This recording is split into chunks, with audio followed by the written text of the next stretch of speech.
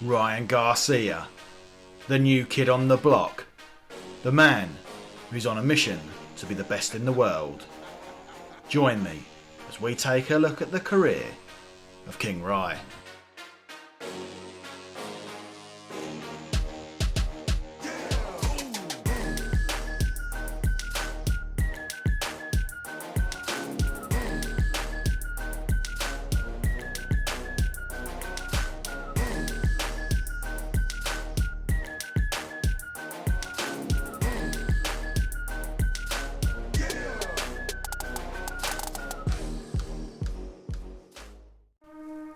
Ryan Garcia was born on August 8, 1998 in Victorville, California. He has 3 sisters and a brother, who is also a professional boxer. Garcia participated in various sports as a kid, but gravitated towards boxing at the age of 7. Garcia's parents approved of him taking up the sport, believing it would teach him discipline and skills that would benefit him for his whole life. Garcia started his training at his local boxing gym, but the gym only allowed training from the age of 8 and up. So Garcia's uncle, Sergio Garcia, stepped in and said he would help Ryan to carry on with his newfound passion. With Ryan showing his parents that he would dedicate himself to boxing, his father Henry converted their garage into a boxing gym and took over the trainer role from Sergio. Times were tough financially for the family, but they tried their best to shield Ryan from this, so he could concentrate on developing his skills as a fighter. They've been on this boxing journey with me. They've been through hell and back for me. With barely enough money to feed the whole family, they still managed to travel around the US to participate in junior boxing tournaments. The financial sacrifices were worth it, with Ryan becoming a 15-time national amateur boxing champion and amassed an amateur record of 215 wins with just the 15 losses. Garcia felt he was now ready to make the step up to the professional ranks. After making his fight debut in Tijuana, Mexico with an impressive first round TKO, Garcia's team kept Ryan busy with another 3 wins under his belt. Garcia made his US debut against Jonathan Cruz. Garcia was far superior to his opponent, using his jab and movement to outclass Cruz before stepping it up to score an impressive TKO in the second round. It wasn't long before Garcia stepped back in the ring with Mario Aguirre next up. It was a similar story, with the much taller Garcia able to dominate from the outside. Moving into the second round, and after catching Aguirre with some stinging shots, it was all too much for him and he retired in his corner. Garcia now had been catching the attention of some of the biggest promoters in the world, but it was Golden Boy Promotions who won the race for his signature. With a lucrative multi-fight deal, this meant a lot to Garcia, as he knew this would set him and his family up for life. I don't know if you know this, but I'm happy to announce today that we finalized a Golden Boy contract for you. And his first fight for Golden Boy Promotions was on the undercard for Bernard Hopkins against the veteran José Antonio Martínez. Eager to impress in front of a bigger audience, Garcia managed to stagger the veteran at the end of the first round before closing the fight in the second with a thunderous right hand.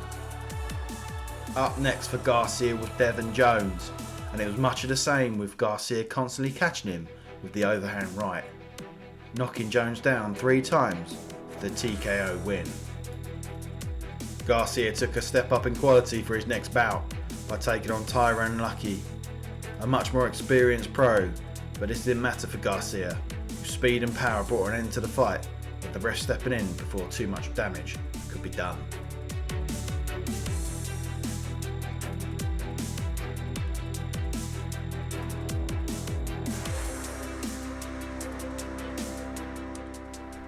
The knockouts continued as Garcia made light work of his next 2 opponents, with both finishes coming in the first round.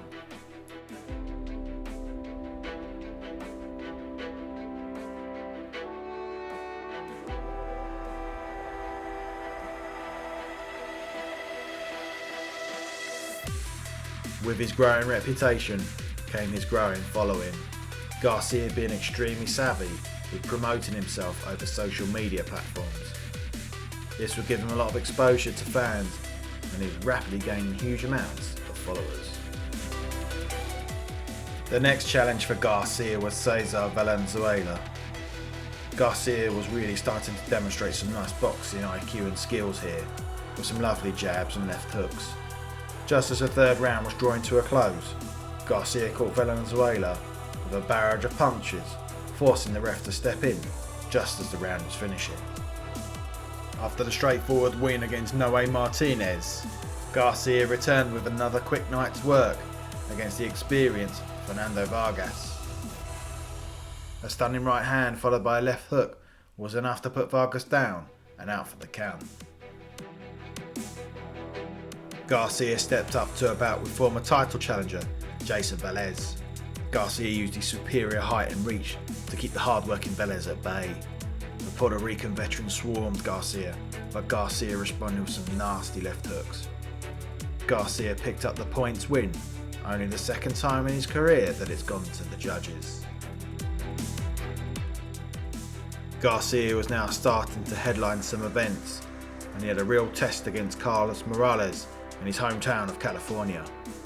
After being the more active of the two, using his jab and combinations to control the fight, Garcia began to tire, and Morales caught Garcia in the 7th with a stiff jab, which rocked him for the first time in his career. Garcia managed to survive the round, but Morales came on strong for the rest of the fight. Garcia managed to hold on though, the judges giving him the majority decision win. After this shaky performance, Garcia felt like he needed a change in his camp, so enlisted the help of Canelo Alvarez's trainer, Eddie Reynoso, to act as his new head trainer. The first opponent under Eddie Reynoso's watch was Braulio Rodriguez. Rodriguez and Garcia got into a heated exchange at the weigh-ins, so there was a lot of tension going into the fight.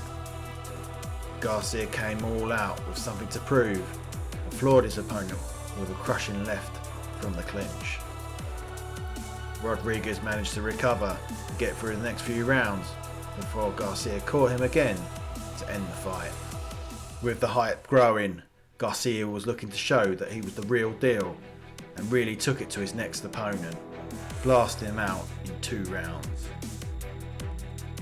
After calling out Garcia, Romero Duno talked a good fight, but talk is cheap, and Garcia took care of business in trademark early fashion with a KO in the first. Another first round highlight reel knockout, and the clamour for Garcia to take on tougher competition was growing. Up stepped Olympic gold medalist Luke Campbell, and this was for the interim WBC lightweight title. This really was a step up in class for Garcia. Once the bout got underway, it was Campbell who landed the first significant blow with a heavy left hook, dropping Garcia for the first time in his pro career. Garcia managed to get back up and survive the round. Campbell tried to be patient and not steamroll in after the knockdown, but some may feel he should have put his foot on the gas to get Garcia out of there.